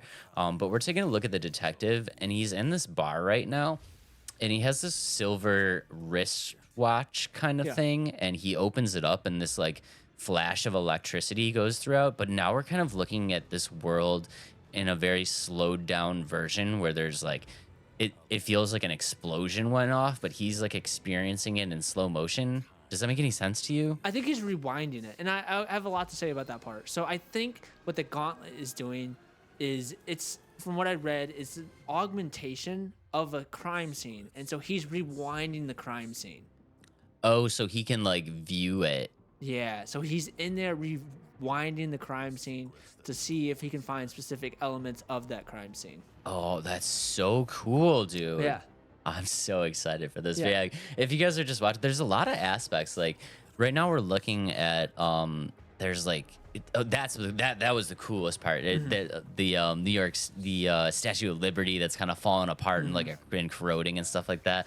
But yeah, I don't know if there's a game really like this that kind of deals with that like kind of darker side of things. Like, could you have you? I'm trying to think of a way to say this. Is there any game out there that's kind of related to like hunting a serial killer? Actually, it's funny you bring that up. It's a game that we kind of talked about in the past, when we were talking about our detectives and Sinking City and things like that. But LA Noire, this gives me big feel of LA Noire in terms of like LA. the character is kind of like wow, I'm blanking on. Yeah, Colt Phelps, and the setting of like trying to find the different serial killers, going through detective work. I think that's where it's a futuristic LA Noire is kind of how I was picturing this game. I forgot LA Noire was about a serial killer. Oh, that's cool. Yeah, no, I don't have a ton to say about this game just because I couldn't really find any concrete evidence, but I do think that it's really cool, and I'm curious to know like how that wrist thing works. Like, are we really rewinding the crime scene? And the one thing that kind of was interesting to me was if you look at like the Steam page and the YouTube like descriptions and stuff like that, they say immortality comes at a price. And I don't know what that means. So it's, I'm glad you say that. So essentially, these people, they can pay to have their consciousness banked. And with that consciousness, it can either be transferred into another body. And I think that's where it comes at a price where like you have to kill somebody to to become alive again. And two, like storing it costs money. So I think that's a lot to do with it. And this is where I think the story is going to go with that. I think the serial killer is good.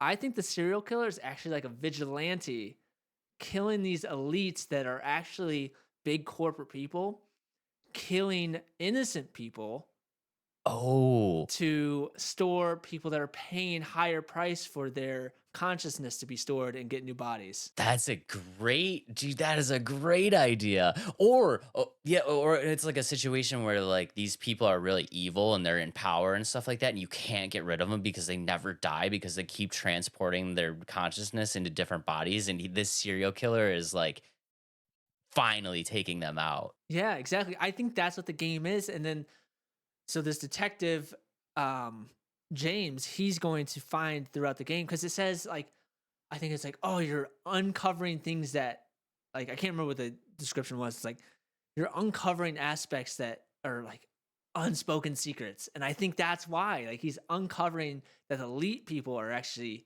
the bad guys, and this serial killers of vigilantes saving innocent people. Yeah, like he starts off hunting the serial killer because he thinks he's bad, and then the more the story goes on, he's like almost starts like siding with them. Adam just nailed this game. Adam just nailed this game. And it's funny. Normally, that's your thing. Normally, you're Yeah. the ones like Dave's ideas. What do we call it? Dave's theory. Something. Dave, the Dave theory. Yeah. This The is the Adam Adam theory. This is time. the Adam theory, dude. So That is that's what such I kinda think a with great it. idea. Yeah. Right. But who knows? We don't know much about this game. And that's kind of fun to kind of unpack that. One thing I don't like about this game, Dave. Can you guess what it is? No. It takes place in New York. Oh yeah, okay. That Adam hate, but dystopian New York in Yeah, it's pretty 2349 cool, I is guess. very it different. does look really cool. It I does. just think another New York game. I don't know. It does look really, really cool though. And I think, guys, if you guys are just listening and you haven't seen the trailer, definitely jump over and check out the trailer because it is really, really cool.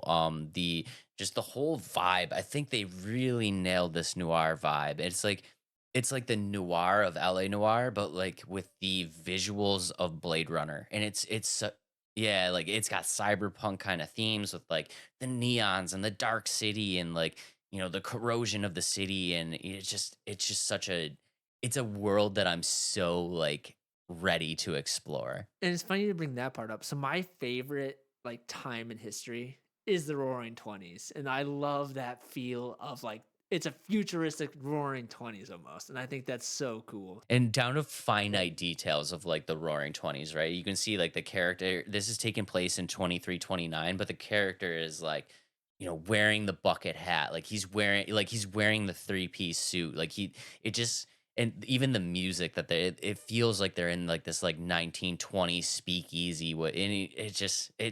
But just combine that with like, the neon vibe of cyberpunk. And it's just like, my mind is blown. Like I'm so excited for this universe just to exist as something to explore. And I think this game is coming out in 2024. Yes, 2024 release date. So we are going to get it sometime this year. So I have a feeling the next couple weeks we'll probably get some sort of gameplay trailer.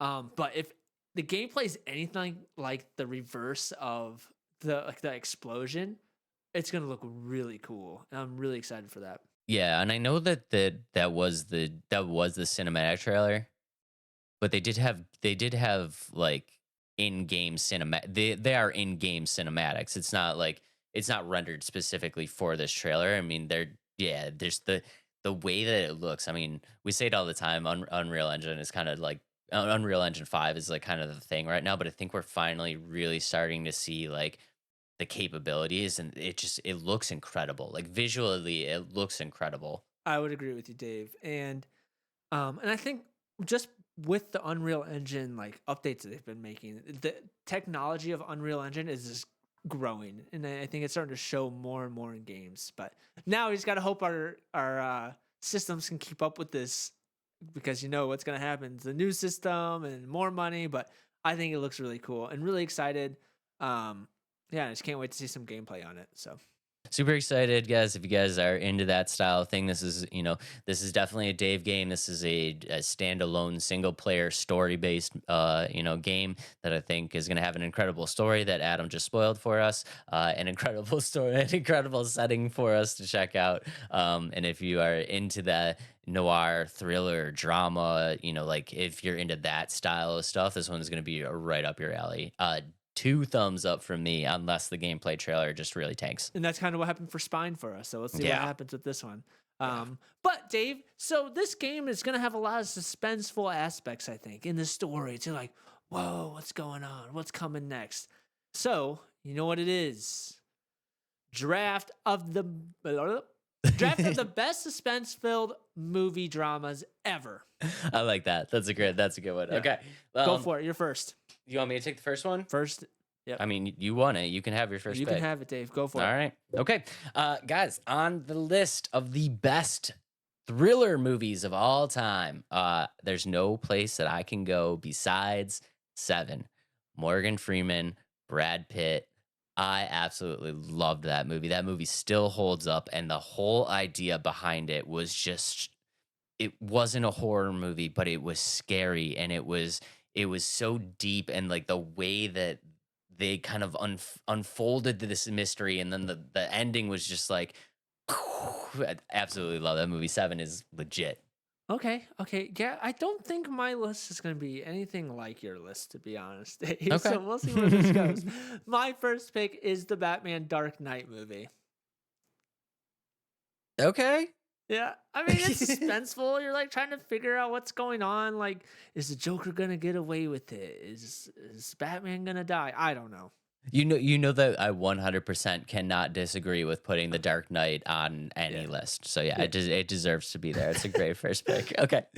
Next up on my list with number 2, we are going to go with Zodiac. And I thought that the way that they portrayed the Zodiac killer in that movie and following along with all the clues left behind, it was an incredible movie. And the ending, if you've not seen the end of Zodiac, check out the end because insane, absolutely insane. Okay. My second pick is the Bourne series.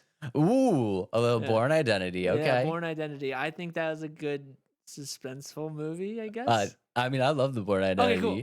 Yeah, no, that's great. I don't know if it's suspenseful, but I'm going for it. It's pretty suspenseful. Okay, Yeah, good, there's a lot going on there. That's not my typical genre of movies. Like, I'm not looking for the suspense, I guess, in a lot of these movies, but there's a lot of layers to the Born series, the okay. Born Identity, Born Supremacy, all that. Than your typical action It's not a Die Hard. Right, You know what I exactly. mean? Yeah, it's not a Die Hard. Cool. That's a great pick. Okay, number 3. We are going to go to quite possibly one of the movies that I think kind of started this whole thing.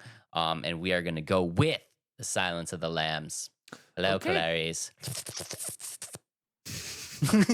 I'm going to make sure that noise is taken out for this short. I'm going to get 20 unfollows for that one.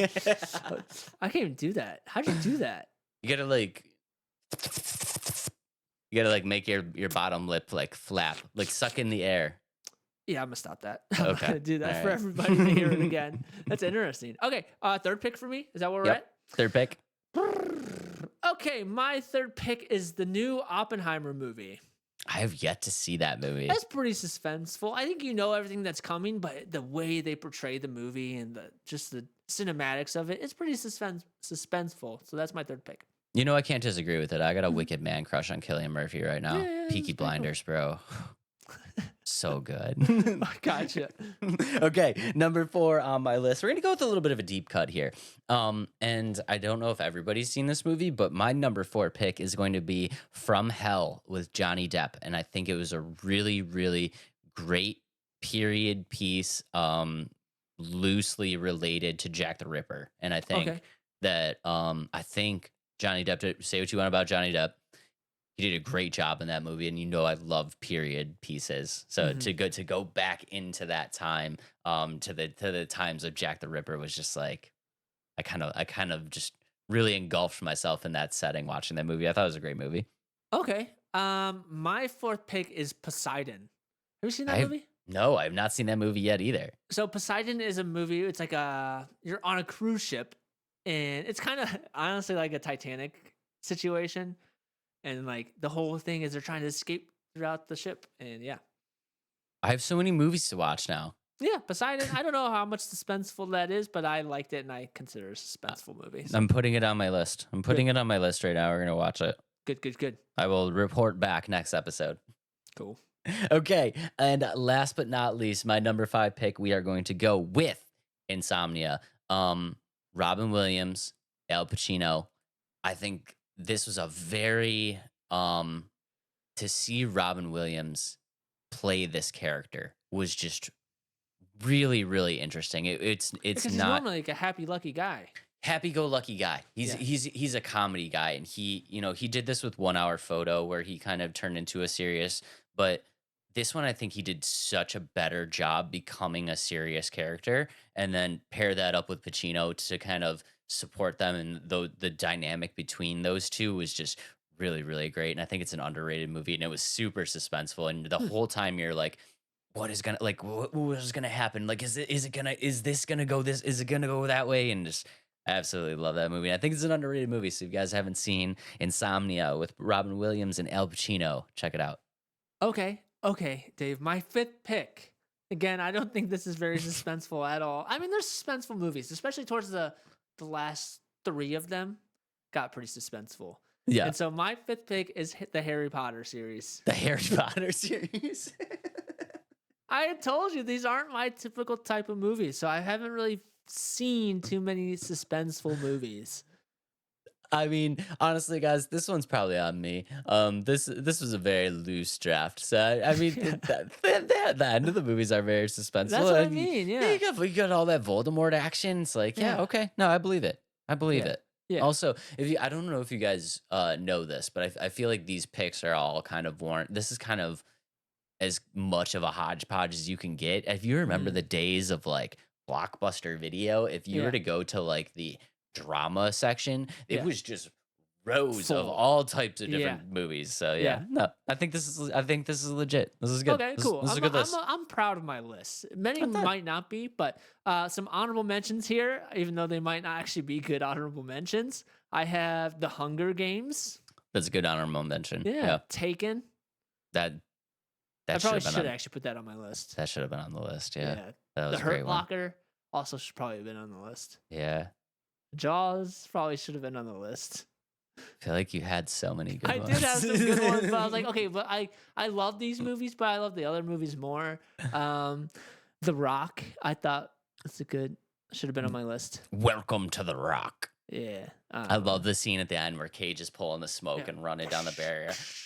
It's such a Michael Bay moment. Yeah, exactly. I think that was a good movie. So those are my honorable mentions. No, those are great honorable mentions for me. We got a little Inside Man with Denzel Washington, a little Summer of Sam, a little 1999 John Leguizamo. That was about the David Berkowitz stuff. That movie was absolutely crazy. Copycat with Sigourney Weaver. Loved that movie. That was a cool movie because it was a serial killer movie where the serial killer mimicked other serial killers from the past. It was really cool. And of course, we got to show some love to Patrick Bateman, a little American Psycho.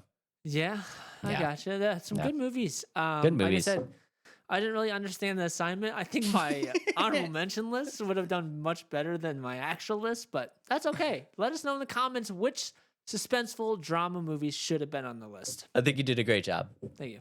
I just want to throw it out there. I think Adam did a great job, guys. Great job. This is a good episode. I have a question for you. Did you finish watching? Yeah, did you finish watching Ready Player One? I did. I actually really enjoyed Ready Player One. That was good, right? Yeah, actually, I was pleasantly surprised on what kind of game that was, and I kind of liked the. I don't dive into too much of the messages and things like that, but I like the final message of the game. The movie, to be honest. And it was pretty cool to see like the fight scenes with like the mechs and like Gundam and exactly. I thought it was a really cool movie. Why Open could be a really cool game. Yeah, but it's just hard to picture on how well they're gonna do it. But if there's an Oasis world, a game world like where you can do anything like that, dude, that is a multi-billion-dollar game. Right. Yeah, no, that's what like the possibilities are endless, and I think like that makes that probably means a little bit, like it's something different to you now that you've seen the movie. Yeah, it does. It definitely does. And I've always said this with like the simulation games.